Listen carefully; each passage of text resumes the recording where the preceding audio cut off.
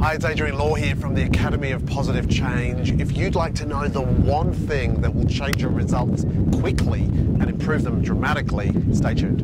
I'm not sure if you've noticed this or not, but some of the highest paid people on the planet and the happiest people on the planet are effective communicators, whether that's public speakers, some politicians, actors, actresses. Now, it's all to do with the way that we communicate, and Donald Trump once said, "We're thinking anyway, so why not think big?" I love it. Now, it's a little bit windy here. We're down at Rose Bay, beautiful Rose Bay with the seaplane behind me in the water. Hopefully you can hear me because this message is really, really powerful. Now, there's two types of communication. One is external, which is when you're talking to other people, and the other one's internal, that self-talk, that little voice in your head.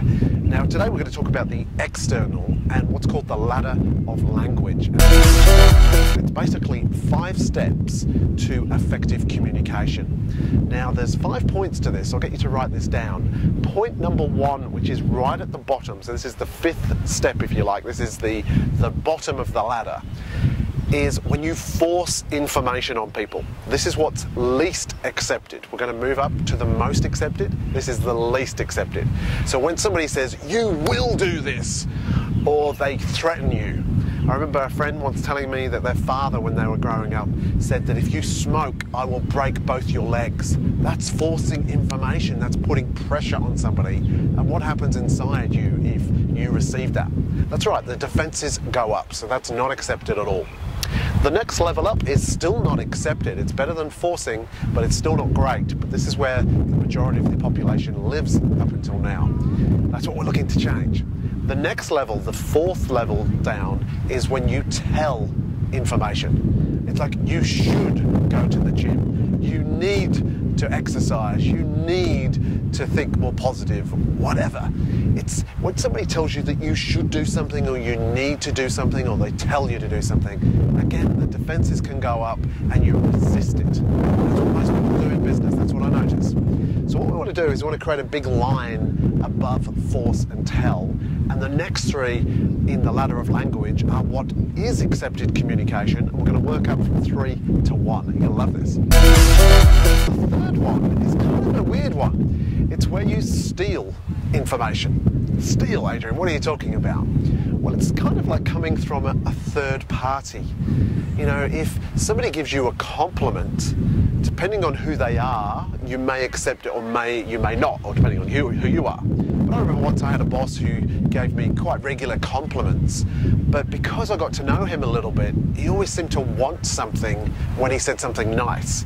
So I didn't necessarily take it on, I didn't really believe it. He was kind of telling me, if you like.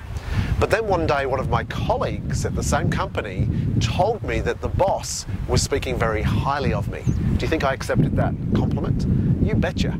You know, it may have been if you're single or you were single once, when somebody tells you that they like you compared to your friend sharing that this person said to them that they like you. You know, in business, it might be where you've got a great idea to improve the company, but you may not be the boss, and you really want to get your idea across. Now, there's a lot of egos in business, unfortunately, so sometimes people don't want to hear your ideas. But if you steal the information, or you are very strategic, and let's say the boss takes on your idea as their own, then they will own it and accept it. Hopefully that makes sense. Ask me any questions you like by putting them below, and I'll clear them up for you if it doesn't make sense. Number 2 will make sense. On the ladder of language, what is the most accepted form of communication? It's stories, metaphors, and analogies. We loved them when we were little, we still love them now for the most part.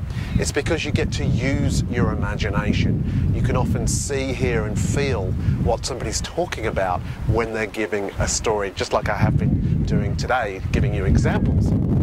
So use stories. If you don't have your own story for your own success, I suggest you put that together. It's really powerful the way that you can create and deliver and move people through your journey rather than just giving data, because data is boring generally. So keep thinking more stories, give analogies, examples of what other people have done to deliver your message.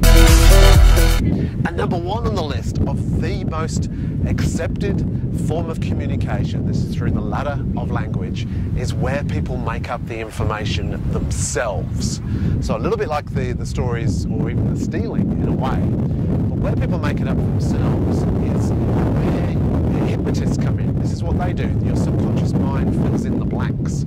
So for an example, if I was a salesperson, let's say I'm selling cars, I might be presenting to you, you might tell me safety is important to you because you've got a young child.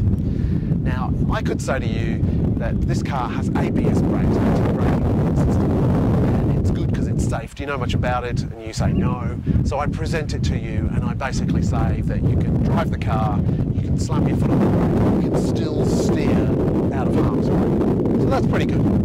However, if I was to use number one on the ladder of language, i.e. making the information up yourself, I might ask you if you know much about ABS brakes. You might say no again. I might find out that your son or daughter has a specific name, they're young, they have a baby seat in the back. And I might say to you, just imagine for a moment that you're driving down a typical road that you would go down. Just see yourself there. And you've got your little daughter or son in the back, and you're driving along and a car or truck comes to cut you off.